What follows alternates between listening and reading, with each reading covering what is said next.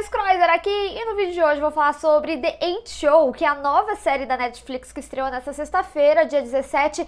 E olha, tenho certeza que vai ser dessas séries polêmicas, né? Assim como foi Round 6, assim como foi Alice in Borderland e também O Poço, porque essa série ela tem similaridades aí na sua discussão. E nesse vídeo aqui eu vou trazer um explicado sobre a série, as minhas interpretações com o que a gente viu ao longo desses 8 episódios, mas também dar a minha opinião, né, do que eu achei, o que eu gostei, o que eu não gostei, em muitos detalhes, ou seja, vão ter spoilers, fica aí avisado. Mas antes, lógico, não deixa de se inscrever no canal e clicar no sininho para receber notificação para quando tiver um vídeo novo, que eu sempre trago as novidades dos filmes e das séries aqui para vocês o quanto antes vocês sabem. Bom, gente, em The 8 Show a gente acompanha aí, né, 8 personagens que entram para uma competição e eles estão presos nesse prédio com 8 andares, só que esse suposto reality, né, não tem exatamente uma dinâmica. Quem precisa criar a dinâmica são eles. E essas dinâmicas, elas precisam entreter o público para que eles ganhem tempo de reality. E o prêmio, eles ganham a cada minuto. Só que o prêmio varia de acordo com o andar que eles estão. Ou seja, essa é aquela competição em que literalmente tempo é dinheiro. E aí, por conta disso, né, tem grandes discussões sociais, principalmente de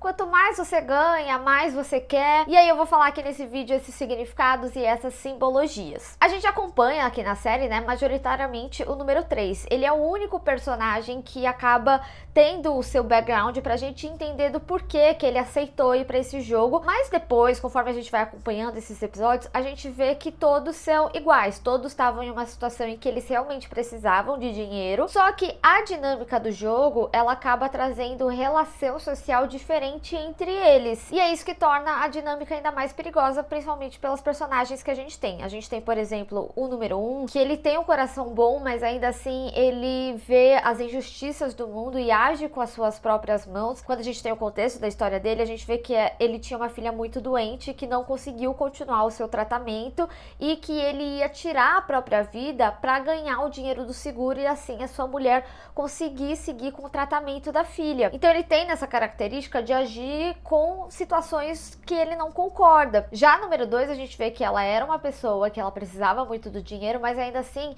ela estava ali para os amigos, né? Então a gente vê ela na vida real numa situação em que o amigo precisava de uma cirurgia, ele não teria como pagar, ela disse que iria pagar. E a gente vê, inclusive, na relação dela com o número 1, por diversas vezes, dela falando que ajudaria ele, que ela daria parte do prêmio para que eles encerrassem o programa ali. Quando a gente vê que ele perde o 1 bilhão pro quarto 8, a gente vê ela também falando, não, gente, vamos se juntar o dinheiro do nosso prêmio para dar para ele. Então, ela tem essa característica muito forte, mas ela também é muito durona, o que causa muito conflito com o 6.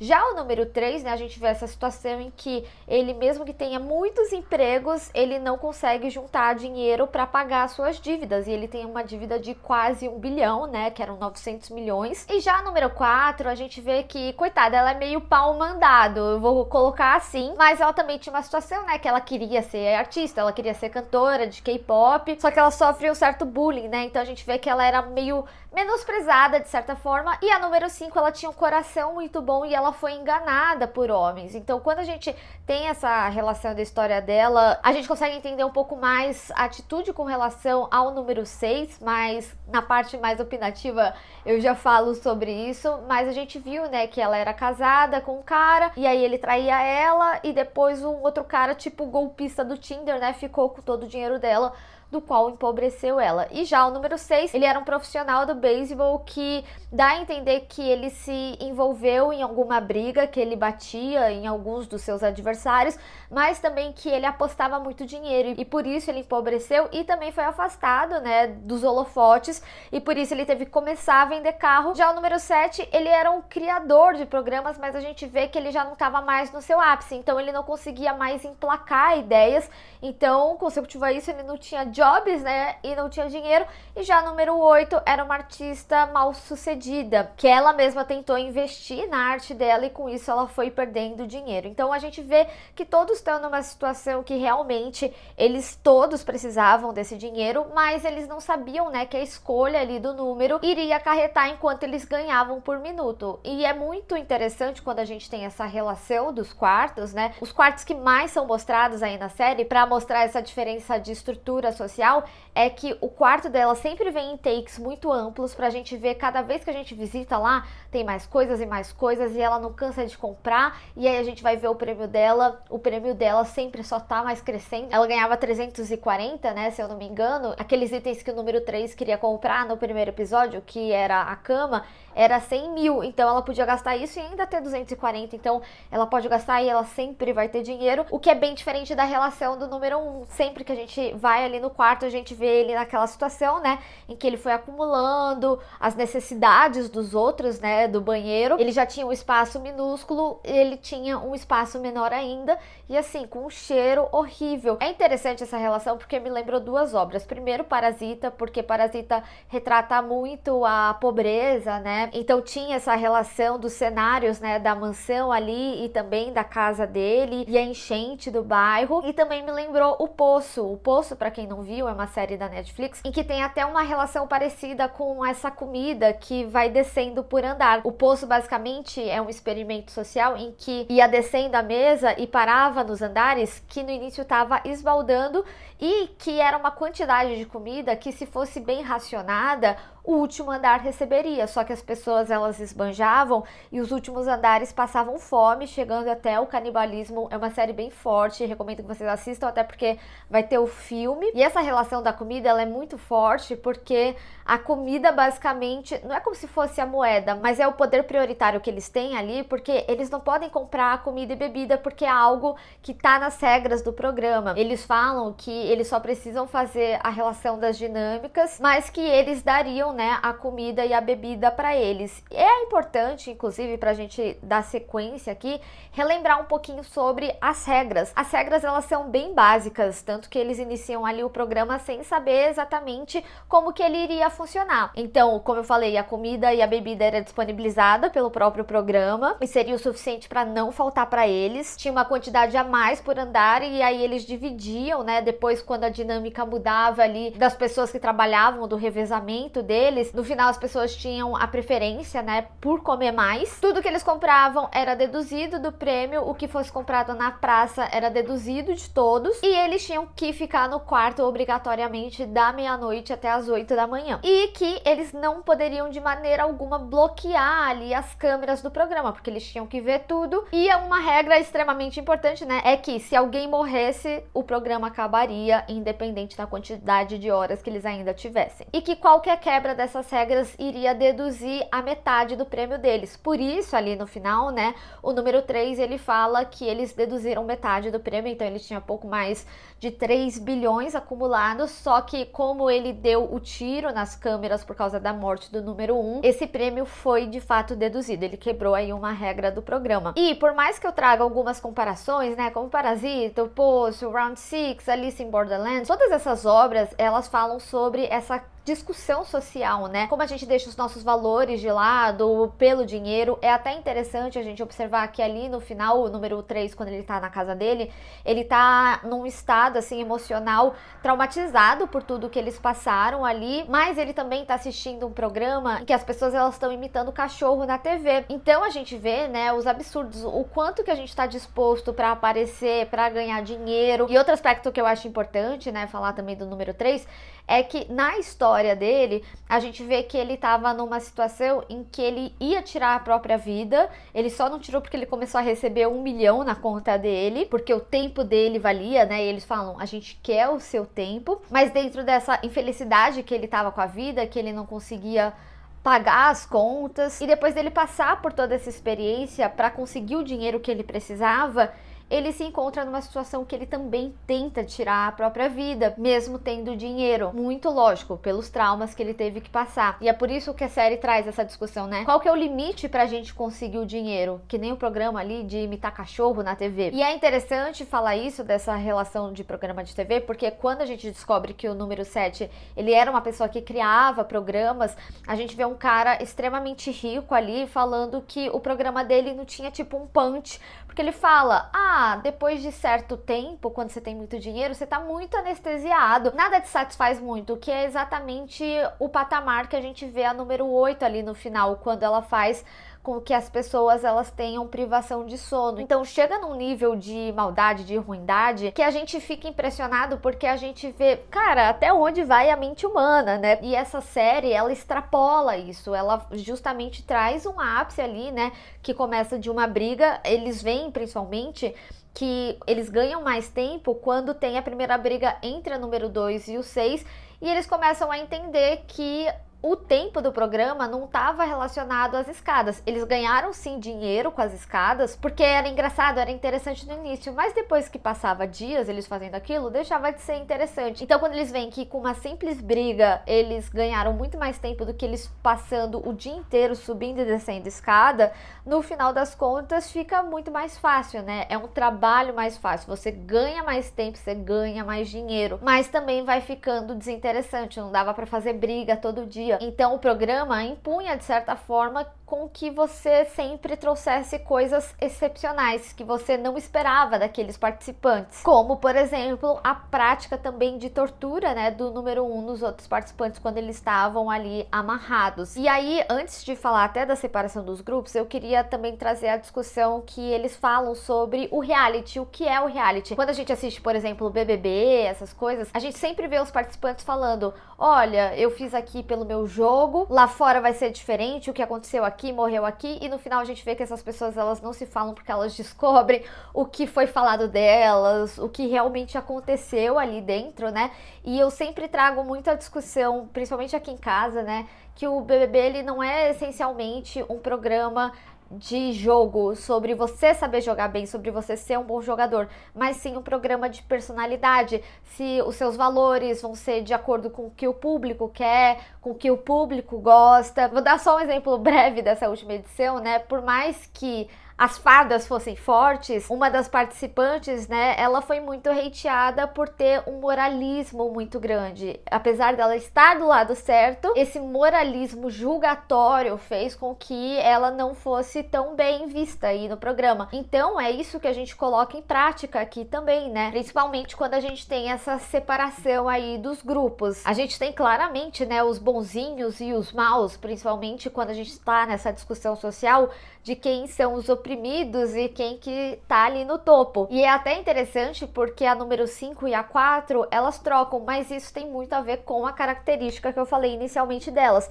A número 4, ela é muito pau-mandado, ela almeja ser essas meninas populares, ela queria ser a cantora de K-pop, ela suporta muita coisa ali da número 8, ser, né, a Minion da número 8, porque é o que mantém ela ali em cima. E já a número 5, ela tinha um coração tão bom que ela não conseguia menosprezar quem estava abaixo dela, então por isso ela é acolhida, por isso que tem essa troca. Eu acho que essa representação das trocas também é muito importante. O número 7 também, ele é um personagem que ele fica trocando, né, de grupo, então ele é um cara que a gente vê que ele é muito inteligente e que inicialmente ele joga com os dois grupos, mas ele fica no que ele se beneficiaria mais. Só que esse grupo, dos maus, né, vamos colocar assim, eles extrapolam tanto que ele se vê numa situação que ele não gosta. É muito interessante quando o 6 fala: ah, não é bom, tá aqui no bem bom, e é ali que ele tira o refil, né, da arma, o que faz com que os andares de baixo consiga ter ali a sua revolução, porque extrapola, né, todos os limites. Então a série traz muito isso forte, né, até onde vão os nossos valores, até onde a gente vai por dinheiro. A número 2 deixa isso muito claro, quando eles conseguem a revolução, eles falam: gente, vamos parar aqui é o momento de parar. E eu acho isso muito interessante, porque quando a gente traz essas discussões humanas, né, a gente também traz o aspecto da ganância, né?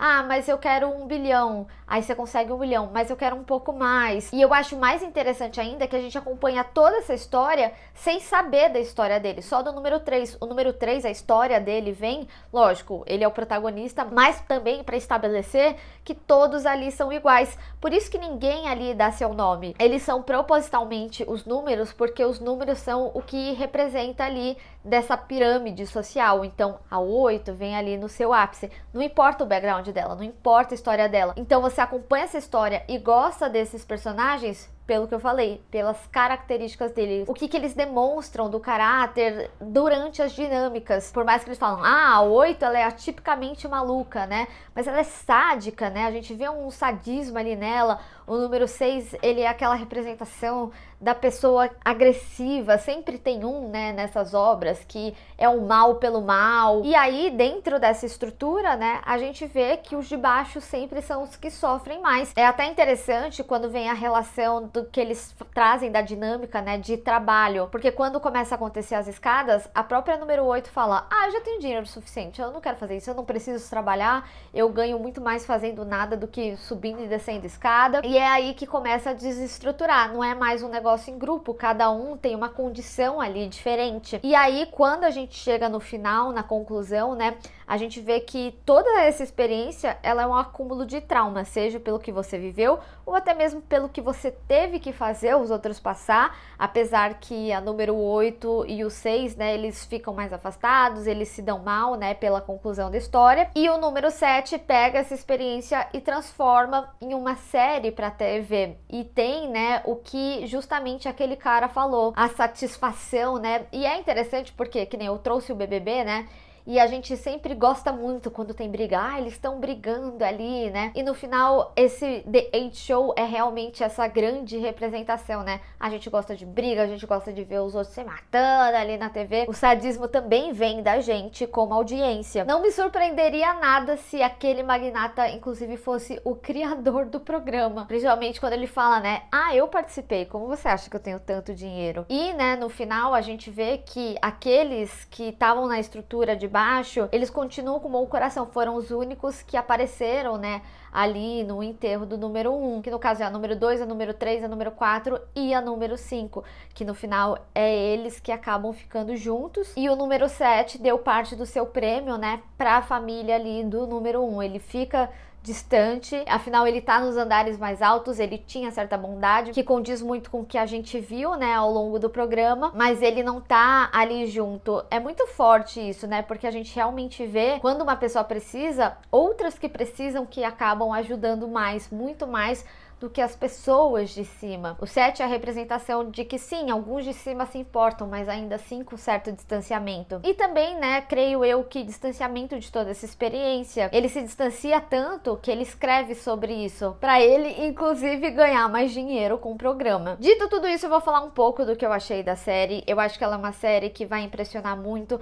principalmente porque em alguns momentos que eu tava assistindo, eu falei assim, gente, que doente, né, de ter escrito isso, né, e de me colocar num questionamento, será que as pessoas chegariam a esse ponto? Eu acho que a série, ela escalona muito rápido em alguns aspectos. Eu preciso dizer que algumas coisas de construção me incomodam um pouco, principalmente com relação ao final. No final, eu sinto que eles precisaram deixar os personagens burros para que acontecesse tudo isso. Por exemplo, o número 1 mesmo, as pessoas iam ajudar ele, eles já estavam ali juntos, eles por eles, tanto que é o que a gente vê ali no enterro, né? Até a número 4 vai pro lado deles, já vou falar dela, inclusive, mas ele tem a atitude que ele tem, ele prende todo mundo e aí ele ocasiona a própria morte. Eu acho que é muito simbólico a forma que é, né, sobre ele querer estar alto, principalmente quando a gente fala o andar mais alto é o mais poderoso, é o que você conquista seus sonhos e etc.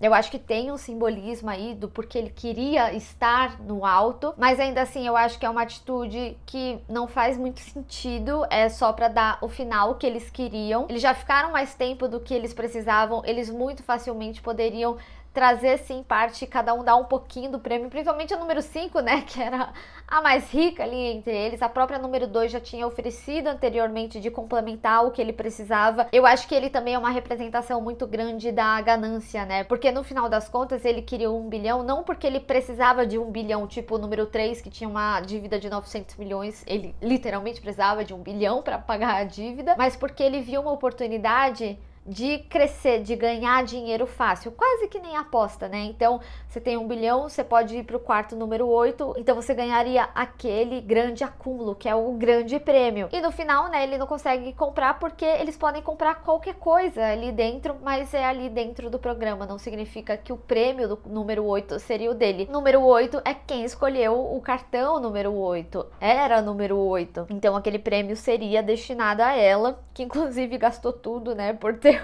explodido a galeria de arte e ainda foi presa. E a própria número 4, eu entendo essa relação, né? Por isso eu gosto de falar a minha interpretação do que eu achei, mas ao mesmo tempo, eu acho que não fazia muito sentido ela sair contando pra todo mundo desse plano, dela se unir ali com eles pra derrubar a número 8. E eu sinto que ao longo dos episódios tem vários momentos de construção assim. Então tinham algumas atitudes desses personagens que eu falava, gente, de onde veio isso?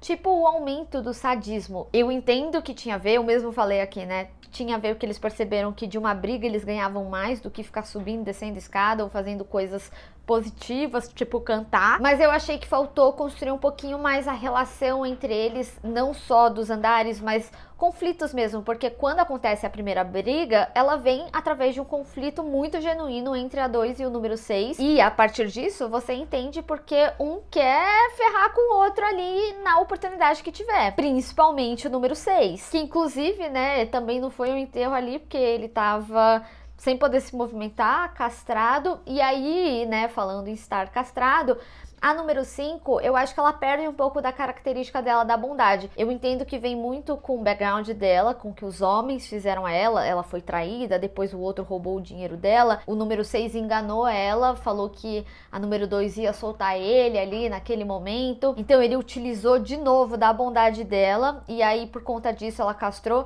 Eu só achei que ele já estava numa situação assim péssima, que era bastante condizente com os atos que ele teve com as pessoas lá. Eu, pelo menos, não compreendi que ela sofreu algum tipo de abuso a mais ali, né? Além do psicológico dela ser enganada para soltar ele. Eu acho que eu entenderia, já que o programa ele foi tão sádico. Eu tô falando assim, gente, pensando com base no que tava escalonando ali, né? Então, caso ele tivesse feito algo com ela ir lá e castrar ele, mas eu acho que perde um pouco da característica da personagem também, dela ter essa bondade e por isso ela esteve, ou pode ser também uma forma do próprio programa, né, falar, olha, a pessoa que era bondosa deixou de ser, mas aí talvez ela não estaria no enterro, sabe? Então é isso que eu digo, tem certas inconsistências ali no final que foram pequenas inconsistências que eu senti, tipo gatilhos de atitudes que eu acho que poderia ter sido melhor construído a partir da relação ali deles, e que a gente sente principalmente nesse final porque não faz muito sentido algumas atitudes dos personagens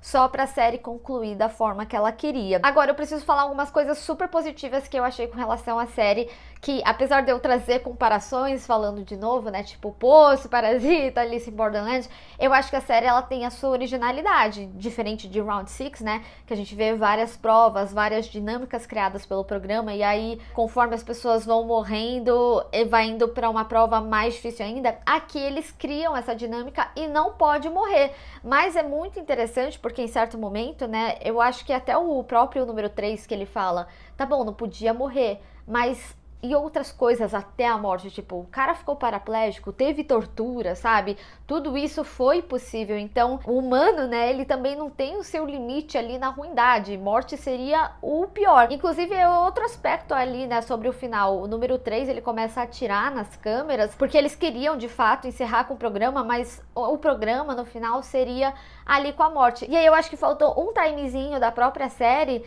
de só abrir as portas quando o número 1 morresse, mas eles abrem quando a última câmera, né, é atirada, porque ele quebra uma das regras. Porque mesmo eles não assistindo, ele só quebrou uma regra, mas não significaria essencialmente que iria terminar o programa. O programa terminaria por tempo ou morte. É lógico, eles poderiam ter uma câmera, sei lá, ali no teto, né, que o número 1 quase chegou, para continuar conseguindo acompanhar. Enfim, são pequenos detalhes que pra mim não essencialmente deixa a série pior, até porque eu acho que ela tem coisas excelentes a se observar. Primeiro, a linguagem, né, de trazer essa linguagem dos filmes antigos, trazer um tom cômico também. Gosto muito de quando essa história tá sendo contada, ela tá sendo contada como um filme, né? Eu achei que a produção, ela foi muito bem feita, muito bem filmada. E creio eu que tem uma possibilidade, assim, de uma segunda temporada. Diferente do Round 6, né, que era pra ser uma, e aí acabou tendo a segunda, que inclusive estreia, né, esse ano. Eles já externalizaram na própria série, né? Ah, com o sucesso que vai ser, com certeza vai ter mais temporadas, devemos ter uma segunda temporada. Então eles mesmos já colocam essa ideia e creio que a segunda temporada poderia ser o próprio programa que o número 7 escreveu. Então a gente tem uma rotatividade muito grande. Podem ser várias experiências diferentes. A única questão, né, é ver como eles vão trazer as discussões, porque eu acho que aqui, essa primeira temporada, ela já amplia muito bem. A gente tem várias discussões.